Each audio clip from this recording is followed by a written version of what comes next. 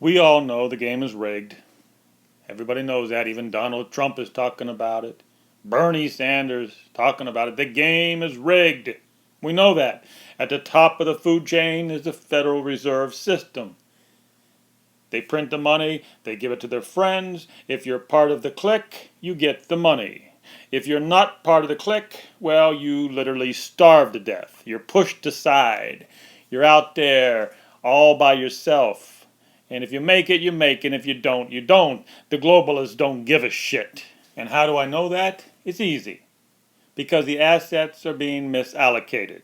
So what do you mean by misallocated assets? Well, it's easy. Back in the 90s, it started 94, 95, all that money, all those Federal Reserve notes went into the housing boom. Now all the housing flippers, all the flippers had to have 8, 9 houses. Even people who were homeless in the park, they had to the realtors talked them into buying a house. Nobody had a job. Everybody was working off of credit cards. Everybody was working off of borrowed money. Nobody had a job, but everybody was buying 5 or 6 houses when all you really need is one house. That's called misallocated assets. And that's when it came all crashing down. When the musical chairs stopped, whoever got left with all the debt was screwed because the price of housing collapsed, and you're stuck there with hundreds and hundreds of thousands of dollars in debt, and you're buried. You're buried up to your neck. Misallocated assets. So where am I going with this today? This is going to be a weird conversation, to say the least. Today we're talking about some weird artwork. Today I'm going to show you some weird artwork and how that kind of ties into misallocated assets. And the only way you could do this, the only way they could pull off, this is a $3.5 million piece of graffiti I'm about ready to show you. The only way you can pull this off, if assets are being misallocated and the Federal Reserve System is crooked. Okay, before we get out to that boondoggle out in the middle of the desert, 3.5 million boondoggle, let me give you some preliminary information. Here we are in South Las Vegas Boulevard. Now this is the highway that would take you to LA.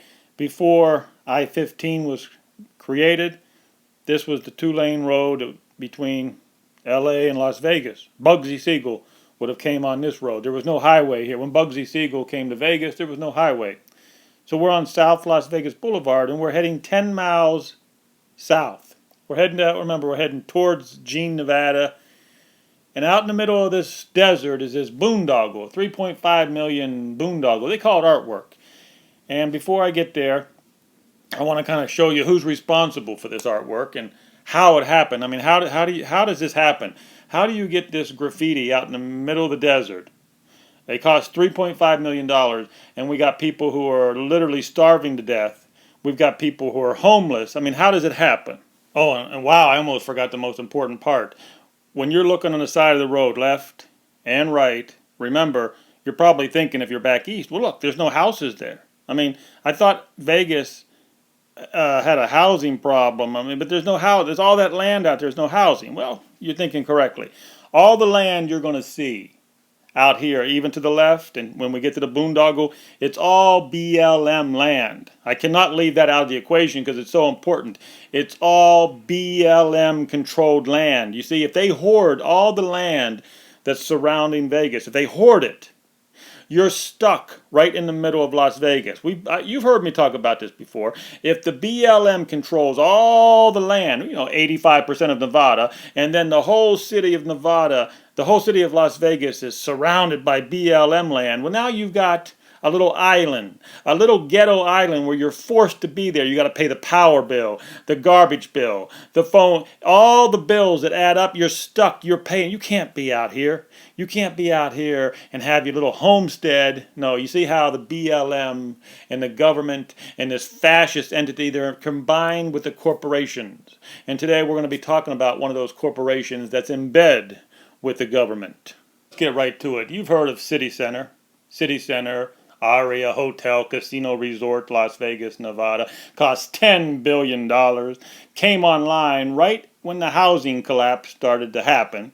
And of course, Harry Reid came to the rescue. Harry Reid made a phone call to all the bankers. Oh, you got to give City Center a break. Oh, I know they owe you $10 billion, but you got to. Harry Reid went to the bankers and begged the bank. I don't know if he begged them, but he told them, you're not going to foreclose on the Aria City Center. You're not going to foreclose them. You're going to give them all the help they need. And that's what happened. Aria stayed in business. Even though they came online, City Center came online after borrowing $10 billion to build this big city center in Las Vegas.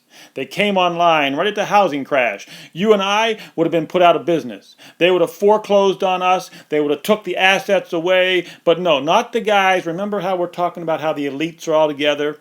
Harry Reid went to bat. Harry Reid went to bat for these assholes. He called up the bankers and said, Ari is my friend. City Center is my friend. You're not going to foreclose on their $10 billion deal. So anyhow, let's get to it.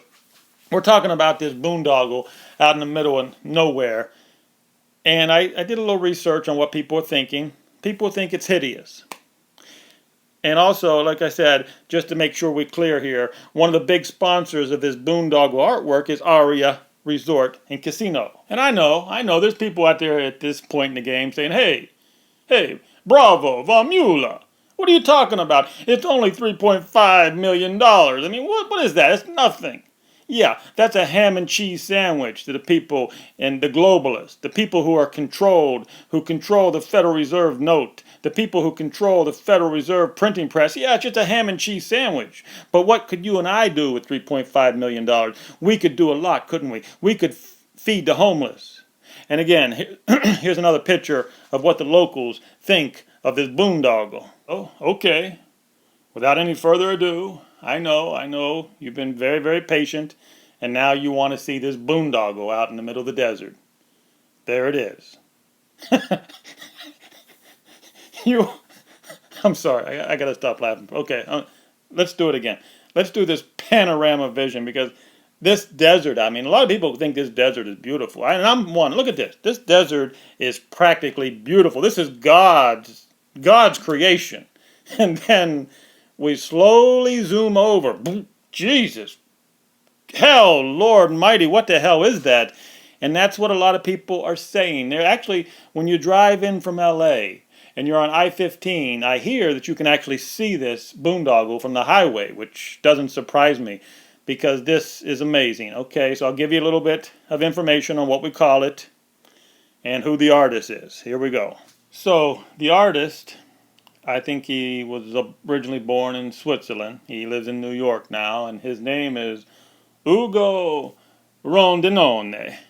And don't get me wrong, I like this artist and his smaller pieces that might go in a modern house. If this piece of artwork was in somebody's backyard, a modern house, smaller scale, in a modern house, living room, fine. But this is graffiti. Now, what we're looking at here is graffiti in the desert. That's basically what we're looking at here. Now, I'm sure that Ugo Rondinone, I'm sure he had good intentions. And I'm sure that he didn't have to come out of a penny out of his pocket to do this. Because remember what we're talking about today. We're talking about misallocated assets. We're talking about a Federal Reserve system that somehow has put $3.5 million in the hands of some corporations and companies who then donate the money to Ugo Rondinone. And then Ugo spends all this time putting this together, and some people would call it hideous, some people would call it graffiti out in the desert, when we know that we have millions and millions of Americans who are struggling. And that's what this conversation today is about. Yeah, $3.5 million today is nothing because they have literally screwed up our money. Think about it. What would $3.5 million buy you back in 1980? It would have bought you a lot. And the reason why $3.5 million doesn't go today as far as it did back in 1980 or 1970 is because they are devaluing our money. They are putting us in the grave. They are printing money by the billions. They're giving it to their friends, and then their friends are going out buying gold and silver, and they're hiding it away somewhere. They're getting ready for the collapse, while you and I have to sit here with our thumbs up our asses, and they don't give us the money. You see, when we're talking about the Federal Reserve System, we're talking about a crooked system where they only give the Federal Reserve notes to their friends, But they give it to them by the billions, and then they go out and buy the gold and the silver and the copper and all the New York real estate. And again, what happens to the rest of us? What happens to the Gentiles, the American Gentiles? What happens to the European tribes of North America? We have to suffer because these people control the Federal Reserve note. And I'm tired of talking about it. I'm tired of talking about where they give billions of dollars to their friends who are in the banker club. They're not like you and I. No, they're not Gentiles. And they spit on us. They spit on us Gentiles, and then they put their thumb in our eyeballs and put this graffiti out in the middle of the desert, and they say, okay, here, masses, got yourself a little bit of artwork. You can go on your day off, you can go out there in the desert and look at the artwork. That's what the corporations do for you and I. Screw you, Aria, screw you. Because America's waking up. What happens when you have the assets that are being misallocated? Well, I'll tell you what happens. People suffer. I see it every day. I see people, homeless people, sleeping on the street. I see people suffering. And it's because of misallocated assets. It's because we got these people who control the printing presses. They're in complete control of the Federal Reserve note. And you and I are not part of the club. You and I are not part of the club. And what they do, these people who deal with billions of dollars, Aria, Hotel, Casino, City Center. You know, it cost them $10 billion to build that Las Vegas resort. $10 billion, which Harry Reid saved their ass. Harry Reid told the bankers, do not foreclose on them. But that wasn't enough. They had to go begging on their hands and knees to Saudi Arabia. Yes, Saudi Arabia. Right after the housing crash, Saudi Arabia gave City Center $5 billion to keep the doors open. These people are dealing with billions of dollars. So yes, $3.5 million to build this is nothing. It's chump change to these people. $3.5 million is literally a ham and cheese sandwich for these globalists. And that's what I'm talking about today. I'm talking about these globalists are way out of touch with reality. They're way, way up here, and you and I are down here picking up the breadcrumbs.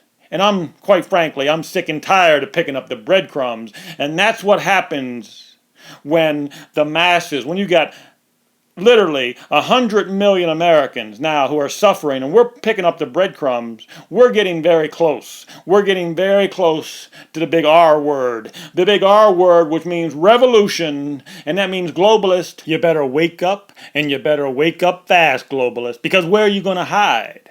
Where are you going to hide with all your billions and gold and diamonds and rubies and silvers? This is a small planet. A small planet, and you people are very, very small and tiny. We're talking over 100 million Americans suffering, and we're getting angry. And yes, I'm talking revolution here, because if you're going to take my Federal Reserve note, and you're going to print it up by the billions, and you're going to give it to some globalist, and you're going to give it to your friends, while I have to pick up the breadcrumbs, well, let me give you a little warning, globalist. You better run, and you better run like the desert wind, because this artwork ain't going to save your ass when the Federal Reserve note crashes. When the Federal Reserve note comes crashing down, there's going to be hundreds, if not 200 million Americans really pissed off. Yeah, am I getting to you, globalist? You better wake up and smell the coffee, and you better come to the table, and you better negotiate, and we will tell you our terms. And our terms have nothing to do with graffiti in the desert. No, we want food on the table, we want jobs, and we want it to go to our people. Capiche? Capiche.